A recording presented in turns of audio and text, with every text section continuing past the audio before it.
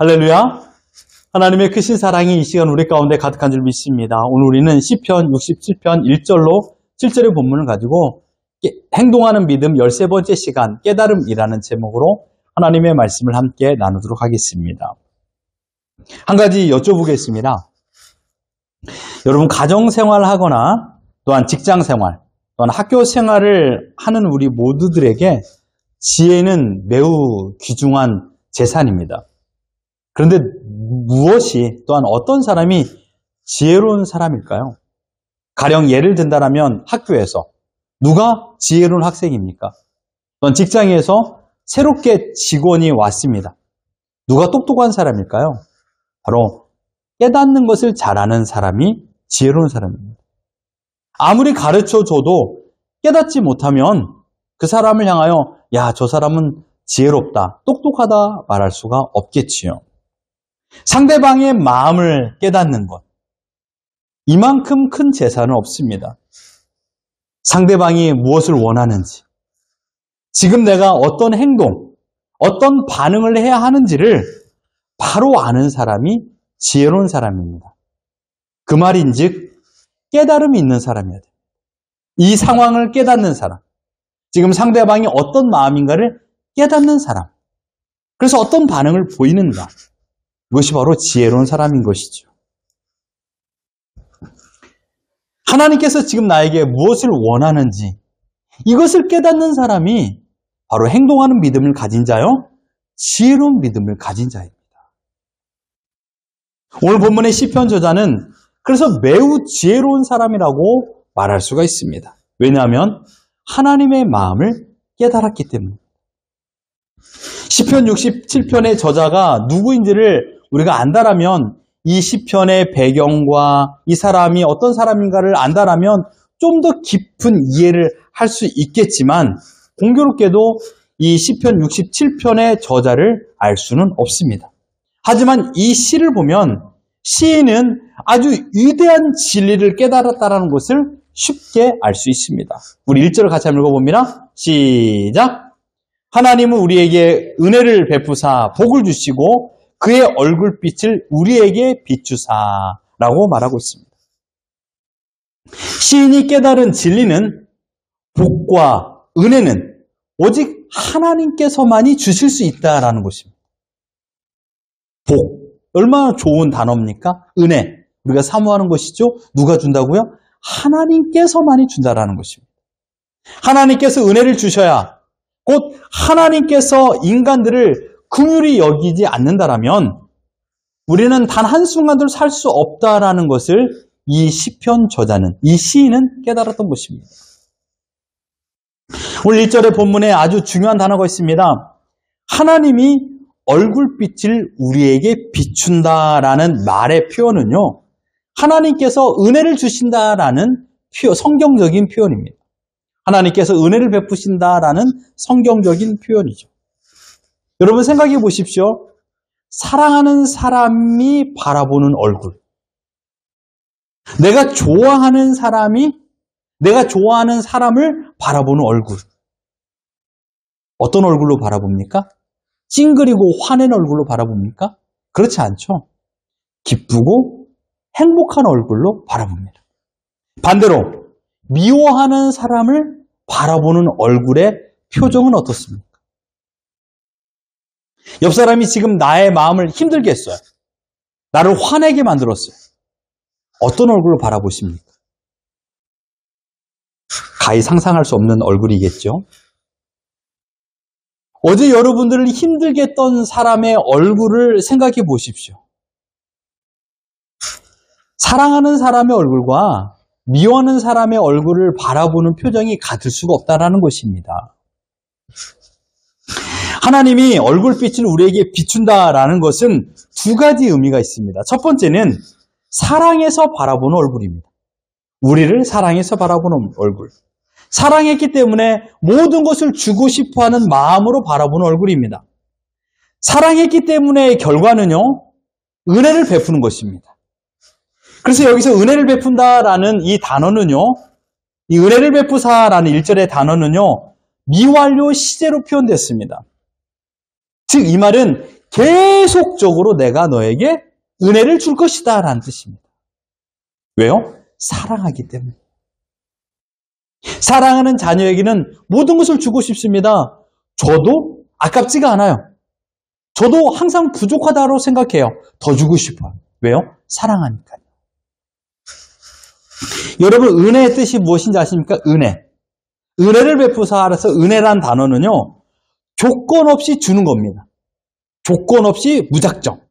갚을 능력이 전혀 없는 사람에게 무작정 주는 것이 은혜입니다. 받는 사람에게는 조건이 있을 수 없어요. 그러나 주는 사람에게는 조건이 있어요. 그 조건이 무엇입니까? 사랑이에요. 사랑하기 때문에 무작정 주는 거예요. 여러분, 길거리 가다가 만나는 사람에게 무작정 주지 않아요. 왜요? 줄 만한 이유가 없기 때문에. 줄 만한 조건이 없기 때문이에요.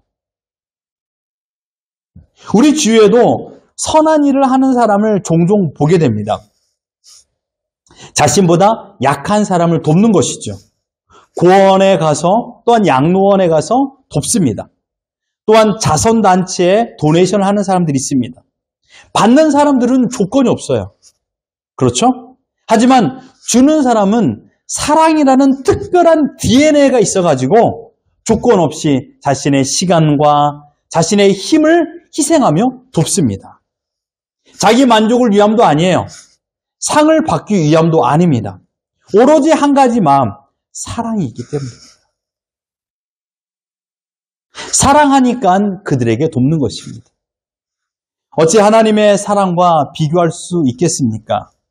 하나님께서 베푸신 은혜를 보십시오. 민수기 6장 24절과 26절 같이 읽어봅니다. 시작! 여호와는 내게 복을 주시고 너를 지키시기를 원하며 여호와는 그의 얼굴을 내게 비추사 은혜 베푸시기를 원하며 여호와는 그 얼굴을 내게로 향하여 드사 평강 주시기를 원하노라 할지니라 하라. 여기서 반복적으로 나오는 단어가 무엇입니까?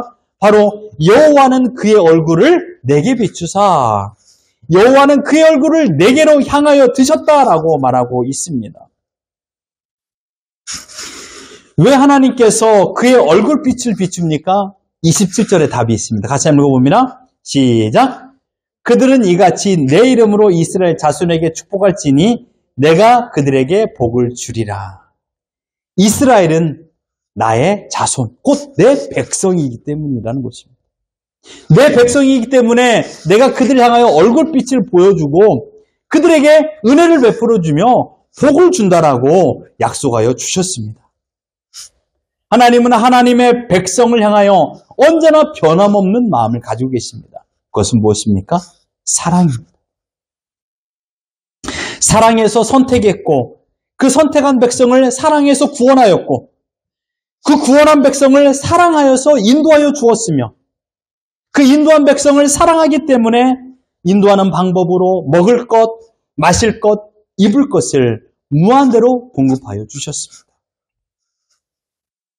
시인은 이러한 마음을 가진 자신의 인생 가운데 하나님의 은혜가 없다라면 하나님께서 나를 긍휼히 여기지 않는다라면 살 수 없는 존재라는 것을 깨달았습니다. 하나님의 사랑을 깨달았던 것입니다. 세상 사람들은 이 사실을 알지 못합니다. 하지만 신자들은 보편적 진리로 이것을 알고 있습니다. 하나님께서 나를 사랑하신다. 하나님의 은혜가 아니면 나는 단 한 시간도 살 수 없다라는 것을 알고 있습니다. 반대로 표현하면 이것입니다. 지금 내가 살고 있다라면, 여러분 지금 살아계시잖아요. 지금 내가 살아있다라면 이것이 곧 은혜다 이것입니다. 내가 원하는 것, 내가 하고 싶은 것, 내가 성취하고 싶은 것이 이루어지지 않았음에도 불구하고 내 수중에 많은 돈이 없고 내 몸에 건강이 없고 심지어 내가 원하는 길을 걸어가지 않는다 할지라도 내가 지금 살아있는 것만으로도 우리는 은혜 속에 살고 있다는 것을 깨달으시기를 주님의 이름으로 축원합니다. 이 모양 저 모양으로 죄를 범하고 내일이 좀처럼 나아지지 않을 것 같은 현실이라 할지라도 몸이 아파 죽을 지경이라 할지라도 지금 살아있다라면 또는 이 말씀을 지금 듣고 있다라면 이것은 하나님의 은혜로 살고 있는 것입니다. 이 말씀을 다른 말로 표현한다면요, 세상의 방법으로 오늘을 살 수 없음에 대한 고백입니다.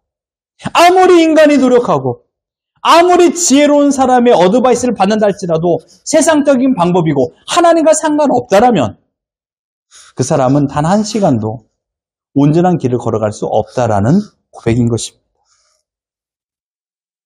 그렇기 때문에 오늘 이 시편의 저자 시인은 단 한순간도 내가 하나님의 은혜 없이 살 수 없음을 고백하는 의지적 결단을 보이고 있는 것입니다. 나는 의지적으로 내가 내 믿음을 가지고서 하나님만 의지하며 살겠다라는 자신의 마음의 결단을 하나님께 고백하고 있는 것입니다. 시인은 자신의 생에 누가 진정한 도움이요, 누가 진정한 힘인가를 깨달았습니다. 이 사실을 깨달았던 다윗은 이렇게 고백합니다. 시편 18편 1절과 2절 같이 한번 읽어봅니다. 시작! 나의 힘이신 여호와여, 내가 주를 사랑하나이다. 여호와는 나의 반석이시오, 나의 요새시오, 나를 건지신 이시오, 나의 하나님이시오, 내가 그 안에 피할 나의 바위요, 나의 방패시오, 나의 구원의 뿌리시오, 나의 산성이시리로다. 아멘. 하나님께서 하나님의 백성들이 깨닫기를 원하는 모든 것을 기록해 놓았습니다. 하나님의 마음을 다윗이 깨닫고 이것을 기록했습니다. 얘들아, 내가 하나님을 경험하고 하나님께서 어떤 분인가를 알았을 적에 이 사실을 깨달았는데 바로 이거야. 하나님은 나의 반석이야. 하나님은 나의 요새야. 하나님은 나를 건지시는 분이야. 하나님은 내가 피할 바위야. 너희가 이것들을 깨닫기를 바란다. 라고 지금 이 시를 기록해 놓은 것입니다. 여러분, 깨달음의 결과는 무엇입니까? 우리 인생은 하나님의 긍휼이 없으면 한순간도 살 수 없다라는 존재를 고백했습니다. 내가 나의 힘이 되지 못하고요. 내가 나의 소망이 되지 못하고요. 내가 나를 지키지 못하고요. 내가 우리 가정도 지키지 못하고요. 내가 나의 앞날도 예상할 수 없다라는 것을 지금 다윗은 깨닫고 기록해 놓았던 것입니다. 그러므로 지금 오늘을 살고 있는 우리들에게는 하나님께서 사랑의 얼굴로 나를 바라보고 계신다라는 것을 깨닫기를 바랍니다. 하나님의 사랑으로 지금 나를 바라보고 계십니다. 두 번째, 하나님의 얼굴이 있습니다. 두 번째 하나님의 얼굴, 이 얼굴이 여러분들에게 있기를 저는 원하지 않습니다. 사랑의 반대말입니다. 진노, 곧 징계의 얼굴입니다. 하나님께서 징계를 내리실 적에 그들을 바라본다는 겁니다. 징계의 방법은 세 가지가 있습니다. 첫 번째로 하늘에서 불이 내려 직결 심판하는 겁니다. 두 번째는 기회를 주십니다. 선지자를 통하여 또한 하나님께서 말씀을 통하여서 그들에게 깨달음을 주셔요. 얘들아, 너희들 그렇게 하면 안 돼. 라고 훈계를 주십니다. 세 번째의 징계는 무엇인지 아십니까? 저는 이것이 가장 무섭다고 생각합니다. 무관심이에요. 무관심. 아무리 죄를 범하였어도, 아무리 잘못을 했더라도 관심을 두지 않는 거예요. 양을 한번 예를 들어볼까요? 양이 목자의 음성을 듣지 않아요. 그래서 소리를 쳤어요, 양에게. 그리고 회초리로 내리쳤어요. 그래서 그 양이 목자의 뜻을 깨달아서 우리를 벗어나지 않아요. 다른 길로 가지 않아요. 그 양은 살 수 있습니다. 그런데 제 아무리 가르치고 회초리를 가대도 양이 자기가 원하는 길로 가는 거예요. 이건 하나의 예입니다. 이런 목자는 없겠습니다만은 그 양을 방치해버리는 거예요. 그래, 네 마음대로 해. 그래, 네 마음대로 해. 네가 가고 싶은 대로 가. 라고 놔두면 어떻게 될까요? 그 무관심. 그 무관심 속에 그 양은 끝내 늑대나 곰에 죽임을 당할 수밖에 없는 것입니다. 가장 처절한 징계는 무관심입니다. 하나님께서 그 얼굴을 완전히 돌리는 겁니다. 아무런 징계가 없다고, 나에게 아무런 일이 일어나지 않는다고, 자기 마음껏 놀고 먹고 마시고 살다 보면 손을 쓸 수 없는 몸의 상태를 마주하는 경우가 종종 있습니다. 우리들도 가정에서 이러한 방법으로 훈육을 합니다. 아내가 남편에게 또는 남편이 아내에게, 부모님께서 자녀들에게 관심을 가지고 잘못을 지적하고 사랑의 잔소리를 한다면 여러분, 지금 기회가 있습니다. 지금 돌아오면 됩니다. 이 기회를 놓치지 마십시오. 당신 마음대로 해! 라고 문을 꽝 닫고 들어가면 그때부터는 냉전 시대가 아닙니까? 가장 무서울 때입니다. 그러니 잔소리 두려워하지 마십시오. 잔소리를 싫어하지 마십시오. 잔소리는 곧 나에게 기회를 주는 것입니다.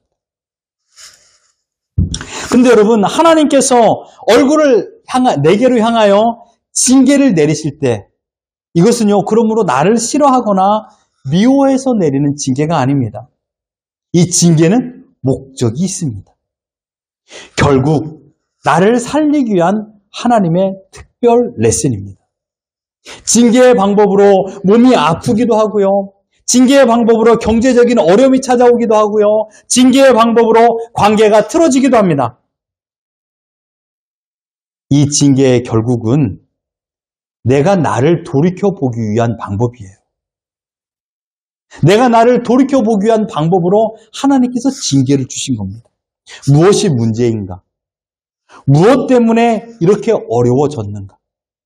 상대방에게만 잘못 있다라고 생각하지 말고 나에게는 혹시 문제가 있지 않은가? 나를 돌이켜보라고 하나님께서 징계를 내리신 겁니다. 끝내 하나님의 징계의 목적은 하나님께 돌아오라는 것입니다. 그러니 하나님의 징계의 목적은 나를 살리기 위한 방법인 것을 기억하십시오. 만약 하나님의 얼굴이 우리를 향하여 진노하신다면 그 진노를 피할 길은 없습니다. 하나님께서 심판하기로 작정하셨다면 그 작정을 돌이킬 방법은 없습니다. 하나님께서 나를 사랑하기로 작정했다면 이것을 돌이킬 방법도 없지만 하나님께서 나를 징계하기로 작정했다면 이것을 돌이킬 방법도 없습니다. 지금 오늘 시인이 이 두 가지 사실을 깨닫고 내가 하나님의 사랑을 받고 있는 존재구나. 세상에서 가장 행복한 사람이 누군가? 바로 나다. 왜? 내가 하나님의 사랑을 받고 있는 존재라는 것을 깨달았기 때문에 이 시를 하나님께 찬양으로 올려드리고 있는 것입니다. 여러분, 살아가는 모든 것들을 생각해 보십시오. 자연, 만물, 지난주에 비가 많이 내렸는데 어제는 햇볕이 너무 좋았어요. 저도 어제 한 2시간 정도 이렇게 걸었거든요. 보면서 참 많은 생각을 하게 되었습니다. 우리가 밟고 있는 땅, 우리의 건강, 가정의 평안, 이 모든 것을 지키시고 유지하는 분은 대통령이 아닙니다. 국무장관이 아니에요. 국회의원이 우리 가정의 평안을 지켜주지 못합니다. 천지를 만드신 하나님께서 나를 사랑하여 주셨기 때문에 은혜를 베풀어 주심으로 복을 받아서 우리의 가정이 평안하고 지금 건강한 모습으로 살고 있다는 것입니다. 지금 우리가 해야 될 것은 무엇입니까? 우리 자녀들에게 내가 깨달았던 이 진리를 행동으로 보여주는 겁니다.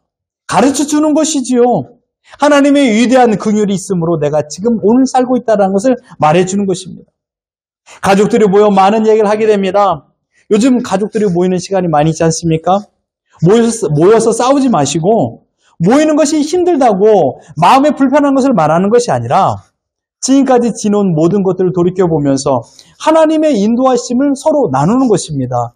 요즘에 여러분들이 모여서 무슨 얘기 가장 많이 하십니까? 저도 요즘에 그런 얘기를 많이 못해서 좀 마음이 아픕니다만은 다시 시작해 보려고 합니다. 하나님께서 나를 지켜주셨던 이 은혜를 함께 나누는 것입니다. 지난날 추억 속에서 함께 경험했던 것들을 나누는 것이에요. 잊혀진 기억들이 떠오르면서 그와 함께했던 시간들을 극복했던, 그 어려움을 극복했던 것도 이야기 나누는 것입니다. 이 모든 것들을 누가 해결해 주셨습니까? 바로 나를 사랑하여서 나에게 얼굴빛을 보여주시는 하나님의 은혜로 내가 이겨냈다라는 것입니다. 시인만 깨달은 진리가 아니에요. 시인만 알고 있는 진리가 아니라 우리도 지금 알고 있는, 우리도 깨달아야 될 그런 비밀입니다. 겸손한 사람은요, 내가 연약한 자입니다 라는 것을 고백하는 겁니다. 나는 아무것도 할 수 없습니다라고 고백하는 자가 가장 겸손한 자입니다. 지금까지 살아온 모든 것이 하나님의 은혜라는 것을 고백하는 것이 바로 겸손한 자요, 깨달음의 진리를 가진 자입니다. 시인은 이 위대한 진리를 깨달았고 깨달은 진리가 예수 그리스도로 말미암아 성취되었다라는 것을 우리에게 보여주었습니다. 하나님은 예수 그리스도를 이 땅에 보내주셔서 가장 연약하고 부족하고 힘이 없는 우리를 구원하여 주셨고 하나님의 백성 삼아 주셨습니다. 본문 7절 같이 한번 읽어봅니다. 시작! 하나님이 우리에게 복을 주시리니 땅의 모든 끝이 하나님을 경외하리로다. 땅의 모든 끝이 하나님을 경외할 수 있도록 구원의 열매를 맺히게 하셨습니다. 이스라엘 나라를 제사장 나라로 삼아서 온 열방에 하나님의 백성, 하나님이 어떤 분이고 하나님의 통치가 무엇인가를 가르쳐 주셨습니다. 그리고 하나님이 다스린 나라가 무엇인가를 알려주기 위해서 독생자들 예수 그리스도 이 땅에 보내주셨고 생명을 살리는 복음의 강력한 능력으로 말미암아 우리에게 진정한 평안을 주셨습니다. 이 평안은요, 우리가 유지할 수 있는 방법이 전혀 없습니다. 오직 성령 하나님께서 내 안에 내주하시고 우리 가정을 지켜줌으로 말미암아 나의 삶의 평안이 유지됩니다. 사단은 이 사실을 알고 있습니다. 우리보다 먼저 깨닫고 계속적으로 우리에게 어려움을 주고 우리에게 극복할 수 없는 힘듦을 줌으로 인하여서 하나님을 떠나게끔 만듭니다. 하나님을 거부하게끔 만듭니다.